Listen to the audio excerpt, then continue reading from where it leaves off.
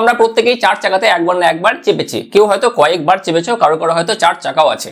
তো এবার দেখবে যে 4 চাকাতে যদি আমরা কোনো দিক পরিবর্তন করতে চাই, ডান দিকে যেতে চাইছি বা বাম দিকে যেতে চাইছি, তখন ড্রাইভার কি করে, ড্রাইভার হাতে একটা স্টিয়ারিং হুইল থাকে, সেই হুইলটাকে ঘোরায়, যেদিকে যেতে চাই সেদিকে ঘোরায়, তাহলে সেই চাকাটার বা গাড়িটা সেদিকে ঘুরে যায় এবং গাড়িটা সেদিকে যায়। কিন্তু প্রথম থেকেই কি গাড়িতে স্টিয়ারিং হুইল ছিল? আমি বলছি না, প্রথম থেকে গাড়িতে স্টিয়ারিং হুইল ছিল না।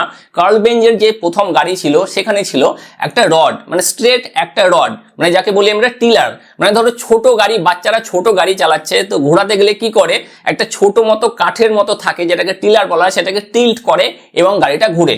তাহলে সেই রকমই ছিল মানে অটোমোবাইল গাড়িতে, জাস্ট ভাবতে পারছো স্টিয়ারিং নেই, জাস্ট একটা রডের মতো অংশ দিয়ে দিয়েছে, তুমি যেদিকে ঘুরবে সেটাকে সেদিকে টিল্ট করো, মানে অনেকটা বাইকের যে হ্যান্ডেল থাকে হ্যান্ডেলের মতো এরকম, বা সাইকেলের হ্যান্ডেলের মতো, তো সেরকম ধরনের টিলার ছিল, সেটাকেই কিন্তু টিল্ট করে ঘোরানো হতো। কিন্তু সেটাতে অনেক অসুবিধা হতো, এই জন্য পরবর্তী ক্ষেত্রে স্টিয়ারিং হুইল বিজ্ঞানীরা আবিষ্কার করেন এবং এটা এখন ব্যবহার করা হয়ে থাকে। কিন্তু তোমার এইসব জেনে লাভ কি, তোমার কাছে তো গাড়ি নেই, স্টিয়ারিং হুইল থাকুক বা টিলার থাকুক তোমার কি যায় আসে, তুমি জাস্ট গাড়িতে চাপার সুযোগ পাও, এটাই অনেক, বা বাসে ট্রেনে চাপো, এই আর কি।